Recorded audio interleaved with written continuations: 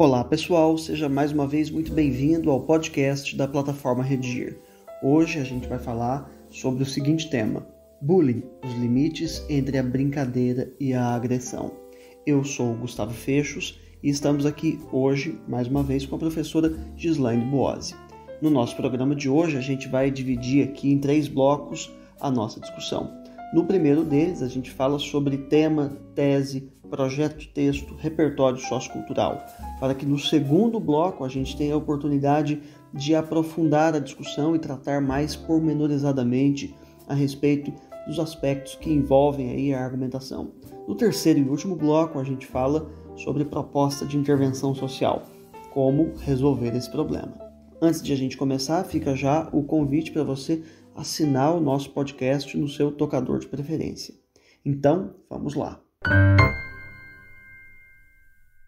Professora Gislaine, como que a gente pode orientar os nossos alunos, sugerir a eles um enfoque, um caminho possível para a apresentação do tema?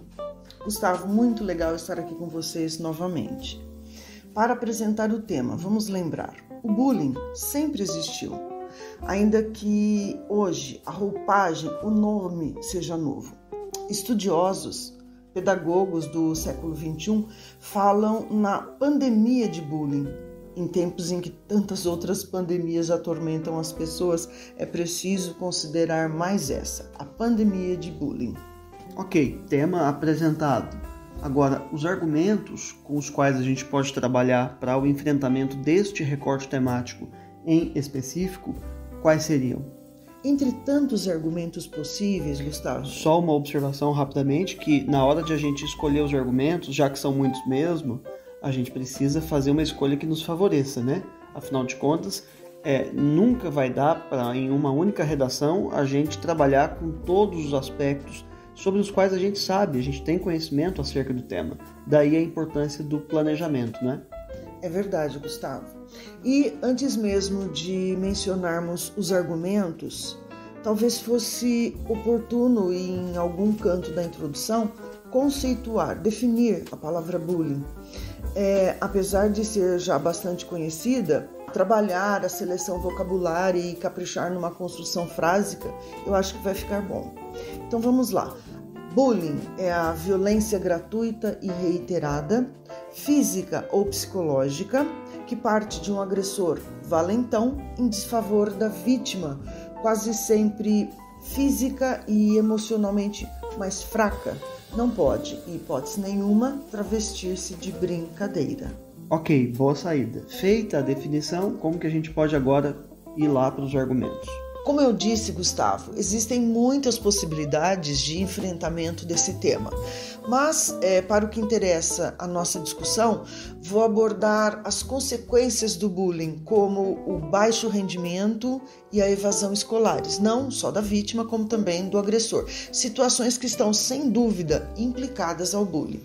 Que outras possibilidades a gente teria aqui? Será que só essa perspectiva da consequência? Não, é possível ainda trabalharmos, por exemplo, a falta de preparo ou a falta de habilidade de certos pais, de certos educadores para intervirem quando os limites do bom senso, da civilidade forem ultrapassados. Quando a brincadeira, quer dizer, der uma guinada, né? Brincadeira... Porque isso descaracteriza já a brincadeira, né? Brincadeira não, já nós vamos falar sobre isso. Ok, o argumento 1 é o baixo rendimento e a evasão escolar. O argumento 2, a falta de preparo de pais e educadores em situação de bullying. Além do tema e do projeto textual, né, que a gente construiu aqui, inclusive para tratar desse limite entre brincadeira e agressão como uma possibilidade de enfrentamento do tema, qual a tese? Como que a gente pode defender um ponto de vista aí a esse respeito? Gustavo, a tese, preferencialmente, há de ser uma frase mais curta, se comparada com os períodos da antecipação dos argumentos. Então, vamos lá.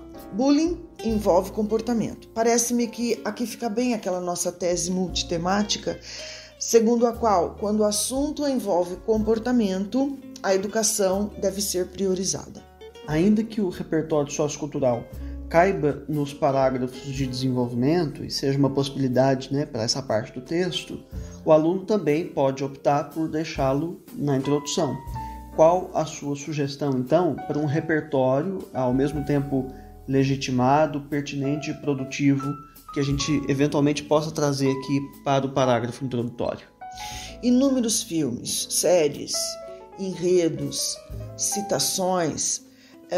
Isso também é preciso, né, fazer aí uma seleção criteriosa. Vou resgatar um pensamento de Sartre, filósofo francês, segundo o qual a violência, independentemente da maneira como ela se manifesta, é sempre uma derrota. Muito bem, citação filosófica ou sociológica ou literária, citações são sempre muito bem-vindas como uma estratégia de repertório, apesar de que, é bom lembrar, a gente tem muitas outras possibilidades para esse desenvolvimento, né? Essa em especial, essa citação é legitimada e pertinente, né? Tem tudo a ver com o tema, até porque traz nela mesma a alusão a uma das palavras-chave do tema, que é violência. Mas você acha, professora, que essa citação tão curta e rápida já pode ser considerada ela mesma produtiva para o texto? Não, Gustavo, ainda não. É preciso trabalhar um pouco mais essa citação, entranhá-la melhor ao texto. Caso contrário, o candidato não vai levar os 200 pontos na competência 2. Verdade, uma competência que está olhando para duas coisas, né? Primeiro, para a elaboração do repertório sociocultural, que precisa ter essas características, e também para o atendimento ao tema, quer dizer, as palavras-chave do recorte temático. Exato. É possível, Gustavo, deixar a citação assim mais curtinha no projeto, no primeiro parágrafo, e ao longo do desenvolvimento retomá-la, explorá-la. A gente pode inclusive fazer uma citação indireta para não provocar a repetição. Olha só, não me passou despercebido o seguinte aspecto: você que tão frequentemente prefere as citações literárias, vide aí os episódios anteriores dos nossos podcasts, hoje optou por uma filosófica, né? Mas não por falta de uma citação literária, Gustavo. Olha, para discorrer sobre o bullying, um clássico da literatura brasileira pode ser lembrado. Eu falo de O Ateneu, de Raul Pompeia. Você se lembra desse enredo? O Ateneu era um colégio de meninos bem-nascidos. O enredo se passa no século XIX, quando o diretor Aristarco adverte, intimida, enfim, faz os alunos passarem situações de extremo vexame e crueldade. Tem aí, inclusive, mostras do bullying físico e psicológico ao qual você se referia, né? Exato. Daí, o que dissemos na abertura se confirma. O bullying não é algo novo. Passando agora, então, ao segundo bloco, professora, vamos ampliar o alcance da nossa discussão sobre o tema, que é o bullying e os limites entre brincadeira e agressão. Aliás, você ficou de mencionar o fato de que a brincadeira, que não é brincadeira dentro da escola, é um fenômeno, né? Podemos dizer, então, que existem brincadeiras de mau gosto no ambiente escolar? Não, Gustavo. Dar um sobrenome à brincadeira quando estiver configurada uma situação de bullying não é uma boa saída. É preciso enfrentarmos, é preciso admitirmos o bullying. Famílias, pedagogos, médicos da saúde mental, até legisladores têm se debruçado nesse fenômeno. Legisladores também? Sim, há uma lei federal, a lei anti-bullying. Nós falaremos sobre isso a seguir. Antes da lei, vamos falar daquilo que não é brincadeira, e sim bullying. Ok, vamos lá.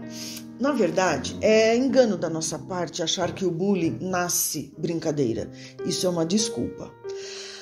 Há estudos recentes que nos dão conta, e isso nós mesmos constatamos, que o bullying tem raízes mais graves. Veja bem, o agressor arquiteta o bullying.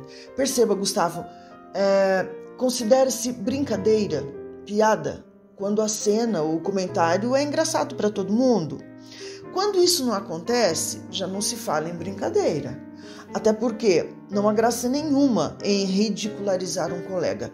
E aí é preciso destacarmos aqueles que, de certa forma, aplaudem o agressor, que o agressor só age diante de uma plateia, 2 ou 3 amigos que testemunham a agressão.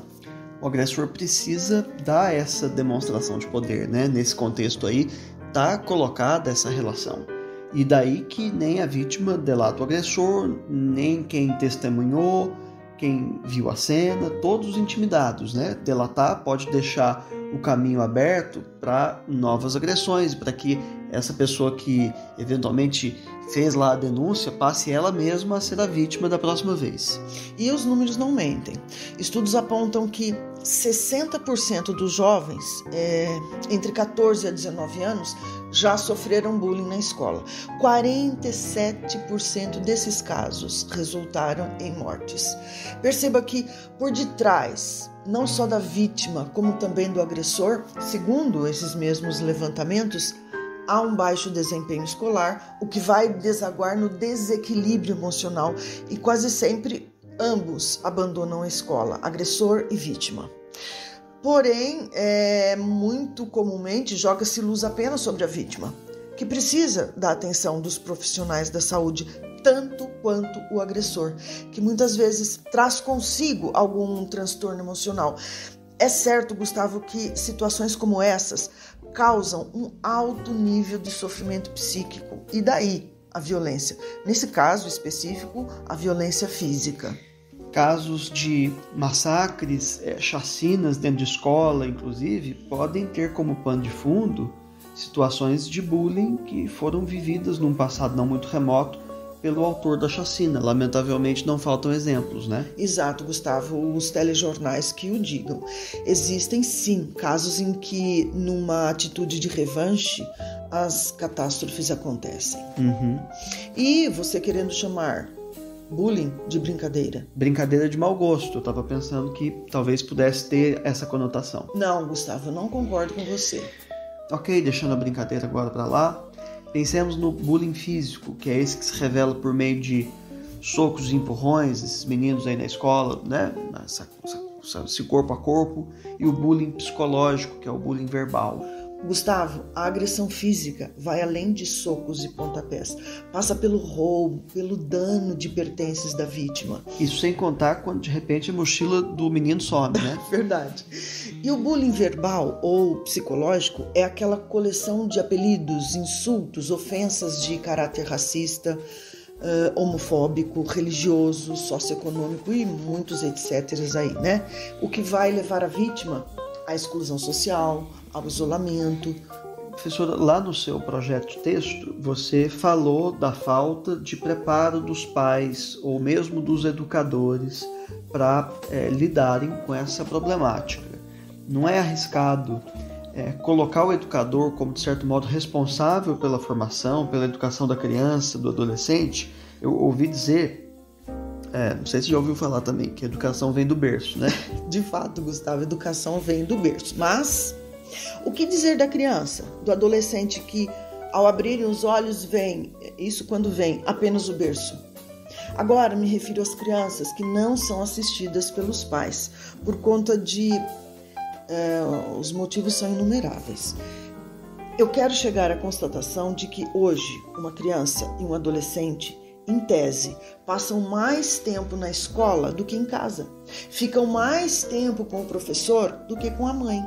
Não, isso é verdade. Tem gente que levanta, né, os pais levantam de madrugada e vão embora e... Né? Gustavo, mas eu não falo apenas de famílias de classes mais baixas. Há situações como essas, situações em que pais se levantam de madrugada, em que pais não assistem os filhos. Há situações como essas em meio a famílias bem posicionadas, financeiramente falando. Famílias que, de certo modo, depositam crianças em escolas, que, por sua vez, são mais uma versão do mercado de consumo. Pois é, e nessa linha de raciocínio, então, nós, professores, talvez, de fato, não possamos fugir da tarefa de educar e de dar aos alunos lições de humanidade e cidadania, né?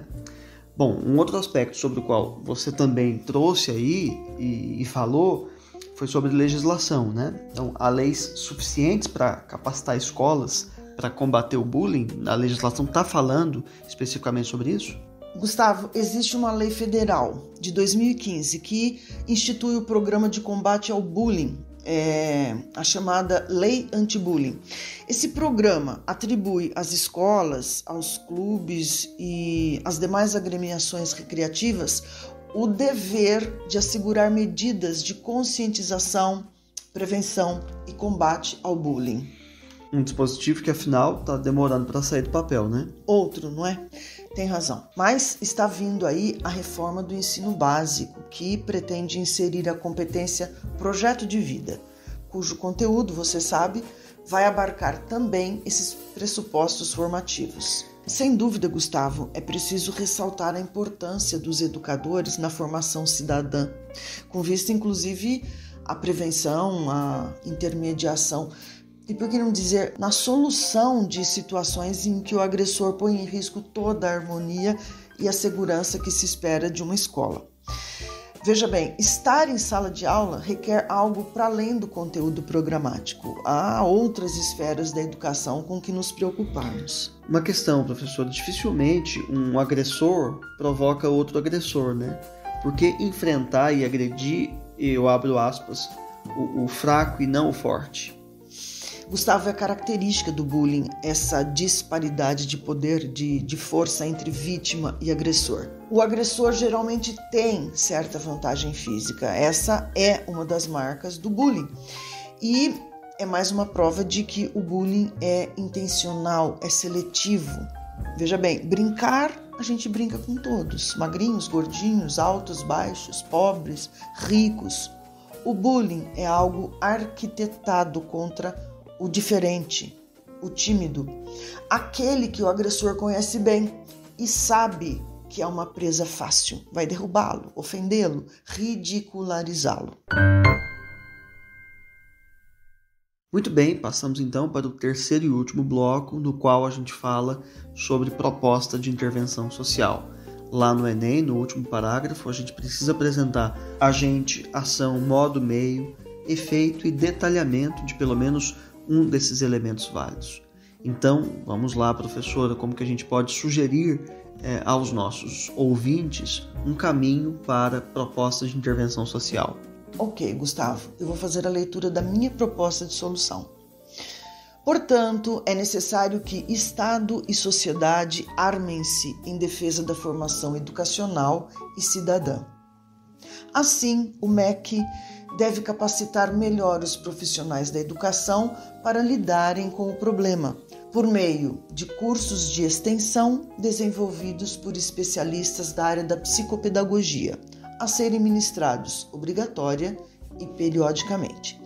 Além disso, deve oferecer assistência médica e psicológica a toda a comunidade escolar, para encaminhamento de pessoas que apresentem sintomas de transtornos comportamentais. Ao aluno e às respectivas famílias, o MEC deve promover palestras com profissionais da área das ciências sociais, com vista a conscientizar a comunidade acerca dos riscos a que todos estão expostos diante de situações de bullying. Feito isso, o ambiente escolar será lugar de convivência pacífica, harmoniosa e, sobretudo, empática. Ok, professora, agradeço mais uma vez sua participação aqui com a gente. Gustavo, foi um prazer. Um abraço a todos. Antes de me despedir, fica mais uma vez o convite para que você assine o nosso podcast no seu tocador de preferência. Conheça também sobre esse tema uma redação modelo que a gente tem disponível ali no site. Feita uma redação, quando você fizer ela, mandar lá no aplicativo, na correção não deixe de conhecer os nossos percursos de aprendizagem, nos quais há tópicos de gramática, listas de exercício e videoaulas sobre cada uma de suas dificuldades. Então é isso aí, um abraço e até a próxima!